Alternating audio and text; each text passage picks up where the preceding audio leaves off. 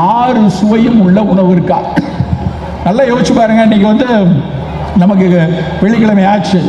போன வெள்ளியிலிருந்து இந்த வெள்ளி வரைக்கும் இங்க இருக்கிறவங்கள தினசரி ஏதாவது ஒரு கசப்பு உணவு சாப்பிட்டவங்க எத்தனை பேர்? கை தூக்கம் பார்ப்போம். தினசரி. என்னுடைய கேள்வி ரொம்ப முக்கியமானது.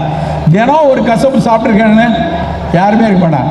தினசரி ஒரு இனிப்பு சாப்பிட்டவங்க கை தூக்க. காபி டீ எல்லாத்துலயும் தான் இனிப்பு இருக்கு. இனிப்பு பண்டம் மட்டும் இல்ல, அரிசியே இனிப்பு தான். ஆனா எல்லாரும் 2 கை தூக்குறோம். ஆனா கசப்பு தூக்குறவங்க மொத்தமே 4.25 பேர். ஆனால் நண்பர்களே, நாம் ஏதாவது ஒரு கசப்பு துவர்ப்பு தினசரி சாப்பிட்டே ஆகணும்.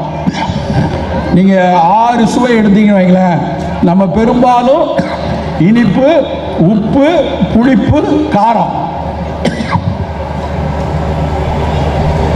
இந்த 4 சுவைக்குள்ளேயே மாட்டிருக்கும். இனிப்பு, புளிப்பு, உப்பு, காரம். மீதி இருக்கிற கசப்பும் துவர்ப்பும் தான் சித்த மருத்துவ அடிப்படையில் அதிக மருத்துவ குணம் கொண்டது. இந்த 2 தான், கசப்பும் துவர்ப்பு தான். ஏன் நிலவேம்பை கொண்டாடுறோம்? எல்லா இடத்துலையும் நிலவேம்பு கஷாயம் மருத்துவமனை பூரா வச்சிருக்கோமே, எதுக்காக? அதனுடைய கசப்புக்காக. வேப்பிலை எதுக்கு அமெரிக்காக்காரன் புரிந்து பார்த்தான்? அதனுடைய கசப்பில் இருக்கக்கூடிய பைரித்ராய்டு, நிலவேம்பில் இருக்க கசப்பு தரக்கூடிய பானிகுலேட் ஏ, பி, ஆண்ட்ரோகிராஃபின் அப்படின்னு 3 விஷயம் தான் இன்னைக்கு பல பேரை சிக்கன் குடியாவிலிருந்தும் காய்ச்சலிலிருந்தும் காப்பாற்றுவது அந்த கசப்பு தான். அந்த கசப்பு பாவக்கால இருக்கு, கருவேப்பிலையில் இருக்கு, வெந்தயத்தில் இருக்கு. ஸோ தயவு செய்து இன்றையிலிருந்து உங்கள் வீட்டின் உணவில் ஏதாவது ஒரு கசப்பு தினசரி இருக்கட்டும்.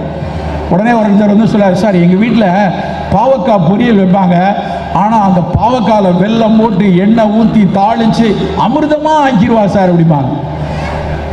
பாவக்காய் கசக்கணும், அதில் போய் சர்க்கரையை போட்டு இனிப்பாக்கணும்னா அது முட்டாள்தனத்தினுடைய உச்சம். பாவக்காய் பொரியல், பாவக்காய் கசப்பாகவே இருக்கணும். கருவேப்பிலை சட்னி, தேங்காய் சட்னியே தானே வேணாம். ஒரு நாள் கருவேப்பிலை சட்னி சாப்பிடுவோம், ஒரு நாள் புதினா சட்னி சாப்பிடுவோம். தினசரி காலையும் மதியம் வெந்தய பொடி போட்டுக்கோங்க.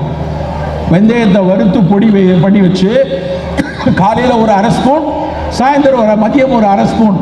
வெந்தயம் மட்டும்தான் சாலிபிள் ஃபைபர், இன்சாலிபிள் ஃபைபர்.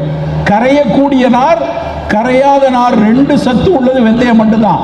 சர்க்கரைக்கு நல்லது, இரத்த கொழுப்புக்கு நல்லது, மாரடைப்பை தடுக்கும், பல குணங்கள். பெண்களுக்கு மாதவிடாயை சீராக்கும், பாலூட்டும் மகளிருக்கு பால் சுரப்பை அதிகரிக்கும்.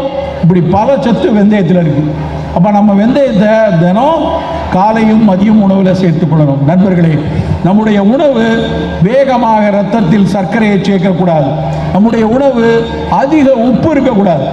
ரொம்ப காலமா உப்பில்லா பண்டம் குப்பையிலேன்னு சொல்லி எல்லாத்துலேயும் உப்பை போடுறோம். உலகத்திலேயே நல்லா தெரிஞ்சுக்கோங்க, உலகத்திலேயே தினசரி அதிக உப்பு சேர்க்கிற ஒரே கூட்டம் நம்ம கூட்டம் தான். ஒரு நாளைக்கு 4 கிராம் தான் தேவைங்கிறான் உலக சுகாதார நிறுவனம், 4 கிராம் உப்புன்னு. ஆனா நம்ம 8 கிராம் உப்பு சாப்பிட்றோம் பெர் டே. நம்ம சாப்பிட்ற உப்பு நல்லா யோசிச்சு பாருங்க. 4 பேர் இருக்கு உங்க வீட்டில், 1 கிலோ உப்பு பாக்கெட் வாங்கினா ஒரே மாசத்துல காலியாயிடும். அப்ப என்ன அர்த்தம்? ஒரு நாளைக்கு 250 கிராம் ஒரு ஆள் சாப்பிட்றாங்க, ஒரு மாசத்துக்கு ஆவரேஜா 8 கிராம். மிக மிக ஆபத்தானது. ஸோ உப்பை நல்லா குறைச்சிக்குவோம். சர்க்கரை, நேரடி வெள்ளை சர்க்கரை வேண்டாம். வேகமாக சர்க்கரை சேரக்கூடிய உணவுகள், வெள்ளை பட்டத்தீட்டின அரிசி, உருளைக்கிழங்கு, நல்ல பரோட்டா, மைதா மாவு, இதெல்லாம் வேண்டாம். இதெல்லாம் முழுசா நம்ம ஒதுக்கிடுவோம்.